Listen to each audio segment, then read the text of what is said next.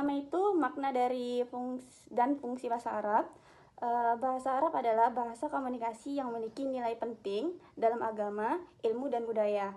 Sedangkan fungsinya itu untuk komunikasi dalam bahasa Arab, ibadah, pendidikan, budaya, dan pergaulan internasional. Yang kedua itu ada karakteristik pembelajaran bahasa Arab. Karakteristik pembelajaran bahasa Arab itu adalah bahasa Arab mempunyai fungsi yakni sebagai alat komunikasi antara manusia dan bahasa agama atau Islam. Bahasa Arab sebagai komunikasi adalah prinsip bagi semua pendekatan dalam pembelajaran bahasa Arab. Aktivitas manusia yang disebut komunikasi baik lisan maupun tulisan, dikarenakan keinginan individu setiap saat ingin menyampaikan sesuatu. Jadi, dengan adanya karakteristik ini, motivasi peserta didik untuk mempelajari bahasa Arab yang sifatnya internal akan lebih besar. Yang ketiga itu ada problematika pembelajaran bahasa Arab. Problematika itu artinya masalah atau kesulitan dalam pembelajaran bahasa Arab. Problematika berarti berbagai kendala atau hambatan yang membuat proses belajar bahasa Arab menjadi lebih sulit atau berjalan lebih lambat. Nah, masalah ini bisa muncul dari dua hal. Yang pertama itu problematika linguistik dari dalam bahasa Arab itu sendiri. Yang kedua itu problematika non-linguistik, yaitu dari luar bahasa. Lanjut yang keempat, mengenal isim.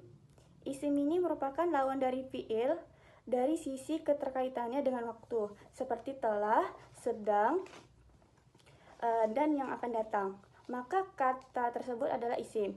Tanda-tanda isim itu ada 3, didahului oleh alif lam, bertanwin, bertemu dengan huruf jar.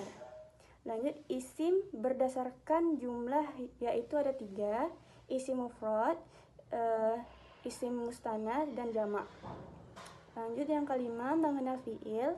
Fiil adalah kata kerja dalam bahasa Arab yang menunjukkan sebuah perbuatan atau peristiwa. Jenis-jenis berdasarkan fiil yaitu fiil mahdi, fiil mudhari, sama fiil amar. Tanda-tanda fiil itu ada qad, sa, saufa, sama ta. 6. Mengenal huruf. Secara bahasa memiliki arti huruf seperti yang kita kenal dalam bahasa Indonesia yang ada 26 huruf, sedangkan dalam bahasa Arab kita mengenal ada 28 huruf yang kita kenal dengan huruf hijaiyah.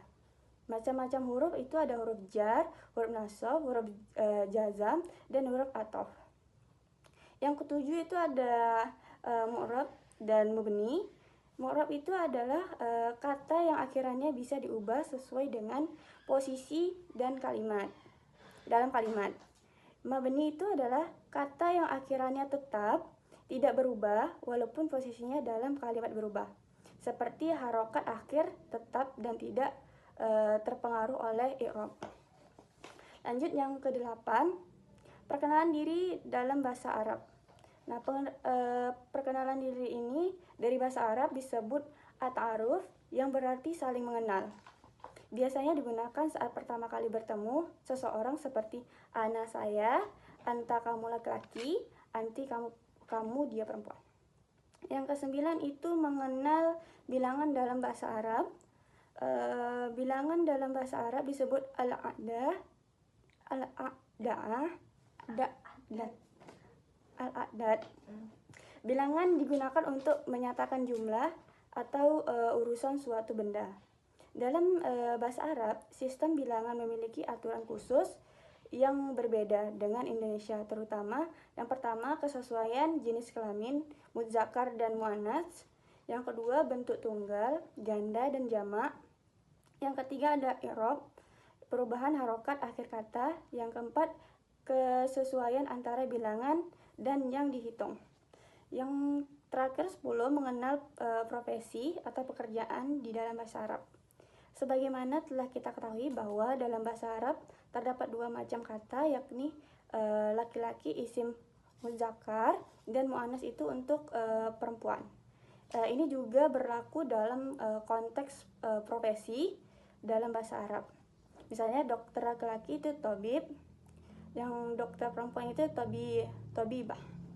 Baiklah, cuma situ saja hasil presentasi saya. Kembali ke Yoyo.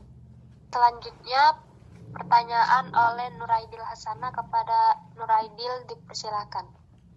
Nih, isim terbagi menjadi beberapa, sebutkan. Oke, bentar ya. Oke, baik, saya akan menjawab pertanyaan dari Nuraidil.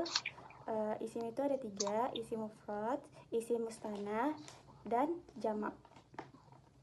Apakah benar? Oke, terima kasih Alia. Iya. Selanjutnya pertanyaan oleh Nur Anissa kepada Nisa, dipersilakan. Baik, saya akan bertanya, berikan contoh perkenalkan diri dalam bahasa Arab. Saya akan menjawab pertanyaan dari Nur Anissa. Contohnya, ana talibah umri sab'ata asyarata sana. Ana min Indonesia. Artinya, nama saya Alia, saya seorang pelajar, umur saya 17 tahun, saya dari Indonesia. Bagaimana Nur Anissa? Oke, terima kasih. Ya. Boleh Yumna, silahkan. Sebutkan pembatasan fiil berdasarkan kebutuhan terhadap objek. Fiil berdasarkan kebutuhan terhadap objek itu ada 2. Yang pertama fiil lazim, yang kedua itu fiil muta'addi. Iya Yumna, benar nggak? Iya. Kasih.